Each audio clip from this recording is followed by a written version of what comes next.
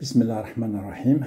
Bonjour, je fais cette vidéo parce que c'est un témoignage de la voie soufie qui se trouve au Maroc, à Nador, qui s'appelle la Tariqa Karkaria.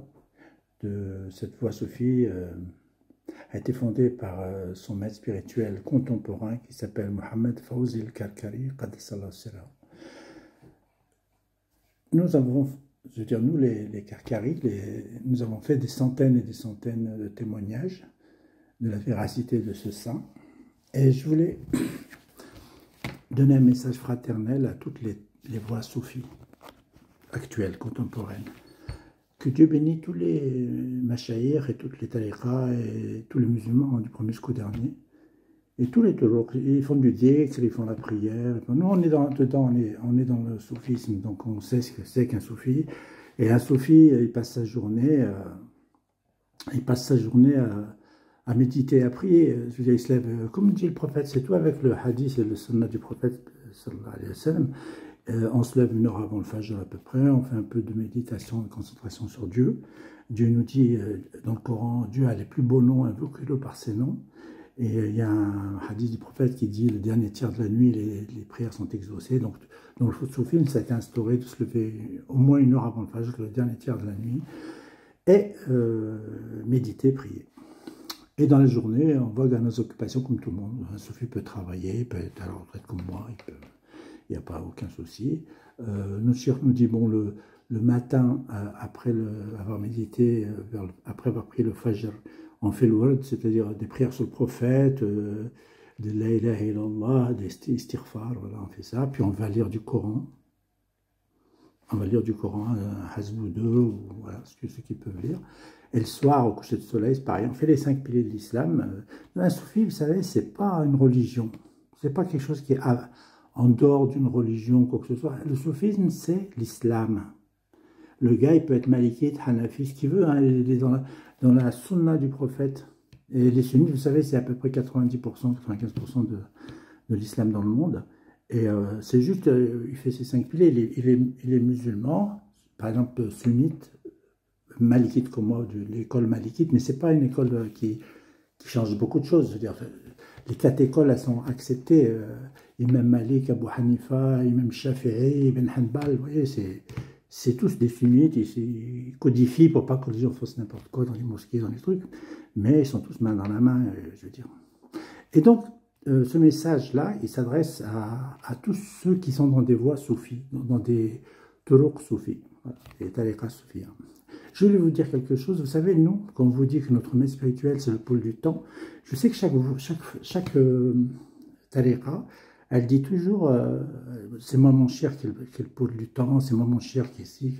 Il n'y a pas de souci, hein, parce que la plupart des tourouks qui sont d'affiliation avec un grand saint. La Chaziliya, vous voyez, Abdel Hassan l'Arabi Darqawi, Cheikh Al-Alawi, il y a beaucoup de tourouks comme ça dans le monde musulman. Mais ce que je voulais vous dire quelque chose.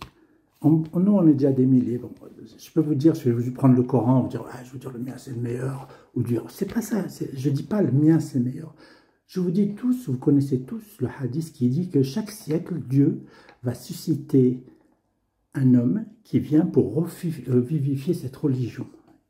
Il y a un pôle, un saint qui apparaît tous les 100 ans à peu près. Il y a 100 ans, c'était Cheikh Al-Alawi. En 2010, la Tariqa Alawiya à Mostaganem en Algérie, qui a connu une grande expansion, à 3-4 millions, je ne sais plus. Et en 2010, il y a la Tariqa Karkaria.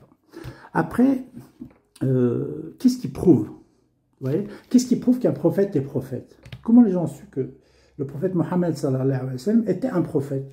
Comment les gens ont su?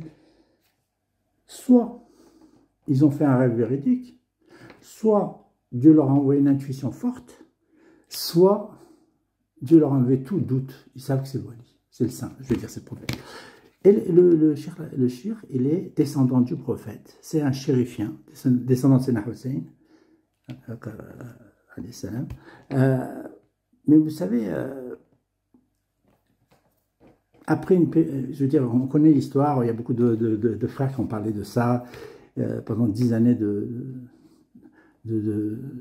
d'errance spirituelle. Enfin, pendant 10 ans, il a eu une grosse épreuve, terrible épreuve, et puis après, Dieu l'a guidé vers cette voie-là. Mais bon, revenons à ce que je voulais vous dire. Écoutez-moi bien, c'est pas dénigrement. Moi, je respecte tous les musulmans du premier jusqu'au dernier, d'Adam jusqu'au dernier sur la terre. Que Dieu les bénisse, leur pardonne leurs péchés, les fait rentrer au paradis, tous, du premier jusqu'au dernier, tous les musulmans, tous ceux qui ont fait shahada. Que Dieu me pardonne et leur pardonne. Voilà. Moi, ce que je voulais vous dire, il y a une clé. Nous, les carrières, on vous dit ça. Il y a une clé, une seule clé. Une clé qui peut vous donner la certitude. Imaginez que vous êtes de l'autre côté, qu'on est tous morts et on est tous devant Dieu le jour de la résurrection, et que vous dites, vous voyez que vous avez vécu, vous étiez contemporain de Qud Zaman, du pôle du temps, du saint de notre siècle. C'était votre voisin, il était à 1 ou 2 heures, 3 heures d'avion, je ne sais plus, et vous n'avez pas été le voir. Pourquoi? Enlevez ça de votre tête. Écoutez bien, écoutez-moi bien. Le prophète nous a dit, et notre cheikh Mohamed Fawzi Kakari, que Dieu le bénisse, sanctifie son secret, nous a dit, faites sur 7 jours la prière de consultation. Vous regardez sur Internet, il y a des livres qui parlent de ça. On fait une prière de 2 rak'ah, et on fait la dua pour demander à Dieu, il faut dire comme ça, il faut dire, mon Dieu, est-ce que c'est le pôle du temps? Est-ce que c'est lui qu'il faut suivre? Est-ce que c'est ton saint de notre siècle? Et c'est ce qu'on n'arrête pas de vous répéter. Écoutez pas ce qu'on dit, on peut jurer sur le Coran, on peut faire plein de choses, d'accord. Mais, si c'est Dieu qui vous parle, faites les 7 sur 7 jours, chaque jour, la prière de consultation, demandez à Dieu, mon Dieu, est-ce que c'est ton saint? Est-ce que Mohamed Fawzi Kakari est ton saint? Faites ça.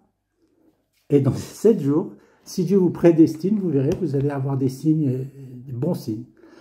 Pour ma part, je vous le dis tout de suite, j'étais dans une tariqa, vous voyez, et pendant 23 ans, donc on est rattaché à une tariqa, on a du mal à sortir ou à bouger, ou quoi que ce soit, c'est impossible, 23 ans dans une tariqa. Que Dieu bénisse cette tariqa et bénisse les saints et les maïchaïrs qui sont dedans. Que Dieu les bénisse tous, c'était des gens authentiques, hein. C'était authentique, il n'y a pas de souci pour ça.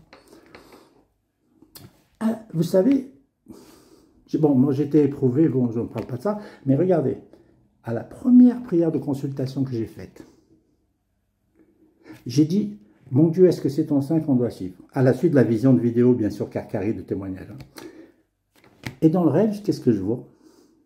Je vois Sheikh Al-Alawi de Mostaganem. Je vous dis, la tariqa a été connue en 1910, tariqa Alawiya. Et que lui me dit à moi, va avec Mohamed Fawzi Al-Karkari, et moi j'avais une épreuve terrible, j'ai eu une grande maladie, donc je lui ai dit, dans le rêve, je lui ai dit, Sidi Cheikh, j'ai fait 23 ans dans une tariqa, je suis tellement fatigué, je suis malade, c'est difficile pour moi de refaire une voie spirituelle, enfin suivre une voie. Il m'a dit, vas-y, il m'a souri, il m'a dit, c'est moi qui fais le travail. Cheikh Al-Alawi lui-même m'a dit ça, dans le rêve. Et le lendemain, enfin, 2-3 jours après, je ne pouvais pas aller, parce que c'est la voie, la Zawiya Karkaria, elle est à Nador. Donc, j'ai pu y aller que, je crois, 1 mois après, il me semble. Mais ma conscience me torturait. Donc, alors, avant d'aller le voir, je devais aller le voir, mais j'avais que 2 jours pour y aller. Je pouvais passer qu'une nuit dans la Zawiya. Donc, je fais une deuxième istikhara, prière de consultation, ce que je vais me dire là. Je fais 2 rak'ah, je dis, mon Dieu, s'il te plaît, confirme-moi, est-ce que c'est bien lui? Et là, j'ai un rêve extraordinaire. Je suis dans la Zawiya, il pleut, il y a des stores qui la protègent, je vois le cheikh avec son épouse qui nous accueille, qui est content de nous voir. C'est extraordinaire. Donc là, j'ai fait des vidéos qui parlent de ça, donc je ne m'allonge pas là-dessus, ne m'étends pas là-dessus. Et donc, il m'accueille, et je vais le voir, et je lui dis, Sidi Cheikh, la première nuit, j'ai dit, Sidi Cheikh, je suis venu te voir, et je prends la béra. Il me dit, non, mais parce que c'est une des particularités de Sidi Mohamed Fawzi Karkari, c'est que quand il prend la béra, il te met la lumière dans ton cœur et tu vois la lumière. Donc il m'a dit, si je te donne, il m'a dit, il n'y a pas de souci, je te donne la béra. Mais il m'a dit, il faut un temps, il faut que tu t'adaptes. Si tu vois cette lumière comme ça, il faut que je te montre comment tu vas faire pour faire ton dhikr, pour faire ta prière. Et il m'a dit, je vais te donner la béra de Baraka et tu reviendras avec ton épouse. Et vous aurez la béra, voilà. Donc, je pars de là-bas, j'ai passé une seule nuit. Hein. Les gens qui étaient là-bas, ils étaient étonnés. Ils ont dit, mais c'est pas possible. La BA 24 heures. Enfin bon. Je suis reparti, donc c'était à Nador. Donc, je suis reparti à Meknes, qui se trouve à 300 km au Maroc. Et j'avais pas beaucoup de temps. Et en arrivant, ma conscience me travaillait encore. J'ai dit, allez, je fais istikhara. Troisième istikhara. Je fais la troisième istikhara. Et là, je vois qu'on est sur des chevaux, on est monté en haut d'une montagne, il y a plein de maisons blanches. Il y a un shir qui était à Muqaddam de Shir Alaoui. Il y avait des machaïrs dans la montagne, et il y avait mon shir qui m'attendait en haut. C'est-à-dire, tous les tariqas soufis, c'est la même chose. Tous c'est la même chose, c'est juste le pôle qui change chaque siècle, tous les 100 ans qu'il faut suivre. Et puis, le temps passe un petit peu, comme ça, et je fais une quatrième istikhara. Je ne sais pas pourquoi j'ai fait une quatrième istikhara, consultation. Et je rêve, et là, il m'a enlevé, vous savez, quand vous êtes collé à une tariqa pendant 23 ans, on a du mal à quitter cette tariqa de 23 ans. Donc, il m'a enlevé, Sidi Mohamed Fazl Karkari, avec ce rêve-là, les craintes et les regrets que j'avais, les mauvaises consciences que j'avais, il me les a enlevés complètement. Parce que dans cette istikhara, j'ai fait 2 prières de consultation, et j'ai dit, mon Dieu, s'il te plaît, dis-moi, confirme-moi. Et Dieu, il m'envoie un rêve où je suis poursuivi par 2 personnages dans un véhicule qui voulaient me tuer dans le rêve. Et à un moment donné, ils me rattrapent, ils ont le dessus sur moi, et il y a un des personnages qui me dit, ouvre le coffre de ta voiture, donc j'ouvre le coffre, il y avait un mouton. Et un des personnages me donne un petit couteau. Il me dit, vas-y, tue ton mouton. Donc je prends le mouton, je dis, bismillah, je fais comme ça pour le tuer, la lame, elle disparaît. Et l'autre personnage me donne un grand couteau pour que je puisse tuer le mouton. Ce rêve, il est extraordinaire. Il a besoin de personne pour être détaillé. Le premier personnage, c'était le maître spirituel qui est mort maintenant en 2010, qui est décédé. Était un peu muqaddam, un peu de Cheikh Alaoui. Et il me montrait, Dieu me montrait par ce rêve que les machaïrs, ils ont des degrés dans la wilaya. Et le premier, son degré était comme ça. Pas petit, hein, mais moins que Cheikh Mohamed Fazl Karkari. Et il est mort. Comme il est mort, son couteau ne coupe plus. Et c'est quoi à l'Aïd, quand on tue un mouton, c'est quoi spirituellement? C'est sacrifier sa nafs à Dieu, c'est retourner vers Dieu, c'est tout le cheminement spirituel. Donc il ne peut plus me faire cheminer. Et l'autre personnage qui me donne le gros couteau, un gros couteau, eh ben c'est Sidi Mohamed Fazl Karkari, Qaddasallah Sirra. Et j'ai énormément de rêves que je peux rajouter, mais je ne vais pas alourdir. Cette vidéo, c'est juste pour vous dire que pas de blablabla. On va jurer, on va dire ouais, wallah, madame. Non, non, non, rien du tout. Faites la prière de consultation. Si vous êtes sincère, vous voulez connaître Allah, parce que c'est des chirs, c'est des Mohamed Fazl Karkari. Je vous jure que si vous êtes sincère, il vous ouvre la porte. Il vous ouvre la porte. Et franchement, vous voyagez comme personne n'a jamais voyagé. Même dans les livres, je n'ai pas vu. Hein. C'est extraordinaire. Extraordinaire, sa puissance spirituelle, sa baraka spirituelle.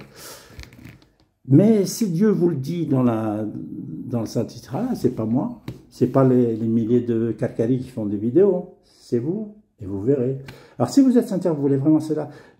Encore une fois, je ne dénigre pas les tourouks actuels ou les machaïrs actuels. Masha'Allah, ils font du dhikr, ils font des choses bien, il n'y a pas de souci. Mais le pôle, c'est le pôle. Et le pôle, c'est Dieu qui peut le dire qui sait. Vous voyez ce que je veux dire? Parce que le pôle, il peut te dire, tu vas arriver de telle chose, il peut te dire, fais telle chose, et tu vas avoir des trucs. Il a une force spirituelle qui est qui dépasse tout ce que vous pouvez imaginer.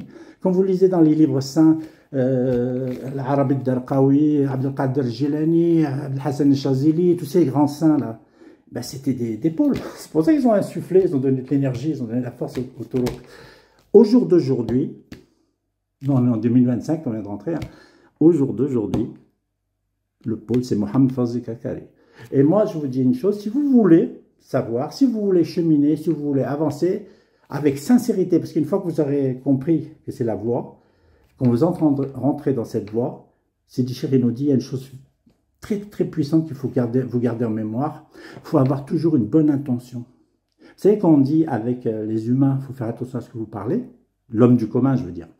Avec le saint, il faut faire attention à ce que tu penses. Il faut être sincère à 100%. Il faut voir du bien à tout le monde. Il ne faut pas avoir de crispation. Il ne faut pas avoir ni de jalousie, ni de mauvais côté obscur de l'humain. Ça, on va les avoir. On a tous des défauts. Quand on arrive dans une tariqa, on a tous des défauts, ça c'est sûr et certain.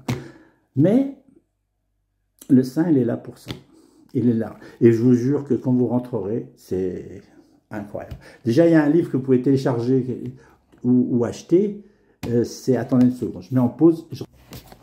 Voilà, donc c'est celui-ci, je ne sais pas si on voit avec la caméra. Bon, le titre c'est Au service du destin, biographie du Cheikh Mohammed Fawzi Kalkali, ce petit livre-là. Et bien ce petit livre, il raconte la vie de Sidi Cheikh, Sidi Mohammed Fawzi Kalkali. Il est vraiment intéressant à lire pour connaître la personne, savoir qui il est et son cheminement.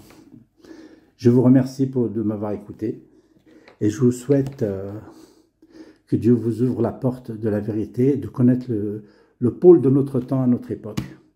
Allahumma salli ala Sayyidina Muhammad wa ala ali Sayyidina Muhammad, kima sallit ala Sayyidina Ibrahim wa ala ali Sayyidina Ibrahim, wa barik ala Sayyidina Muhammad wa ala ali Sayyidina Muhammad, kima barakta ala Sayyidina Ibrahim wa ala ali Sayyidina Ibrahim fil alamin, innaka hamidul majid, subhana rabbika rabbil izzati amma yasifun, والسلام على المرسلين والحمد لله رب العالمين.